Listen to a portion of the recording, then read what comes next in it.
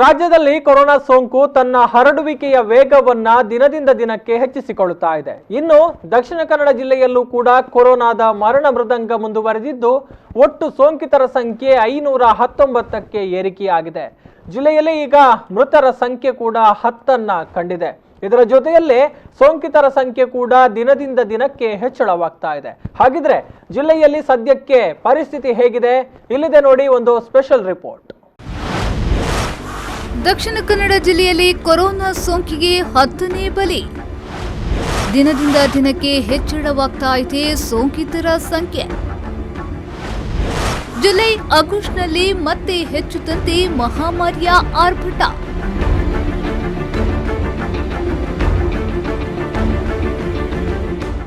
ರಾಜ್ಯದಲ್ಲಿ ಕೊರೋನಾ ಸೋಂಕು ತನ್ನ ಹರಡುವ ವೇಗವನ್ನು ದಿನೇ ದಿನೇ ಹೆಚ್ಚಿಸಿಕೊಳ್ತಾ ಇದೆ. ರಾಜ್ಯದಲ್ಲಿ ಕೊರೋನಾ ಸೋಂಕಿತರ ಸಂಖ್ಯೆ ಕೂಡ ಹೆಚ್ಚಳವಾಗ್ತಾ ಇದೆ.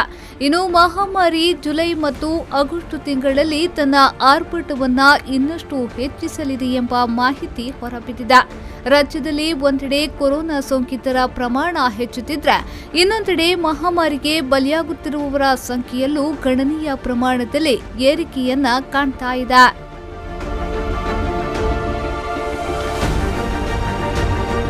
ಕೊರೋನಾ ಮಹಾಮಾರಿ ಕರಾವಳಿಯಲ್ಲಿ ಅಟ್ಟಹಾಸ ಮೆರೆಯುತ್ತಿದೆ.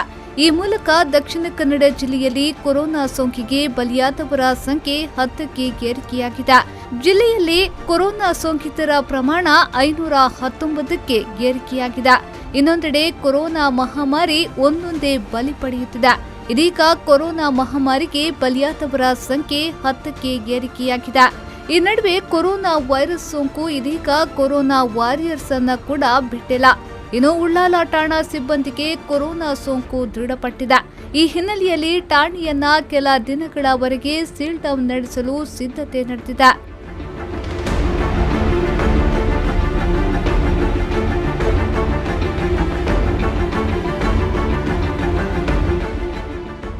ಇಷ್ಟು ದಿನ ಪೊಲೀಸ್ ಸಿಬ್ಬಂದಿಗಳಲ್ಲಿ ಕಾಣಿಸಿಕೊಳ್ಳುತ್ತಿದ್ದ ಮಹಾಮಾರಿ ಇದೀಗ ವೈದ್ಯರನ್ನ ಕೂಡ ಕಾಡ್ತಾ ಇದೆ. ಮಂಗಳೂರಲ್ಲಿ 5 ವೈದ್ಯರಿಗೆ ಕೊರೋನಾ ಸೋಂಕು ದೃಢಪಟ್ಟಿದ್ದು ಜಿಲ್ಲೆಯಲ್ಲಿ ಮತ್ತಷ್ಟು ಆತಂಕವನ್ನ ಮೂಡಿಸಿದೆ. ದಕ್ಷಿಣ ಕನ್ನಡ ಜಿಲ್ಲೆಯಲ್ಲಿ ಕೊರೋನಾ ಮಹಾಮಾರಿಯ ಆರ್ಭಟ ಮುಂದುವರೆದಿದ್ದು, ಇಂದು ಸಹ ಜಿಲ್ಲೆಯಲ್ಲಿ 33 ಮಂದಿಗೆ ಸೋಂಕು ದೃಢಪಟ್ಟಿದೆ.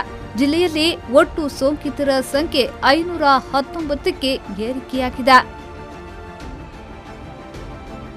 ಎಲ್ಲ ಆತಂಕಗಳ ಮಧ್ಯೆ ರಾಜ್ಯದಲ್ಲಿ ಕೊರೋನಾ ಹೆಮ್ಮಾರಿ ಇನ್ನಷ್ಟು ವೇಗವಾಗಿ ಹರಡುವ ಆತಂಕವೂ ಎದುರಾಗಿದೆ.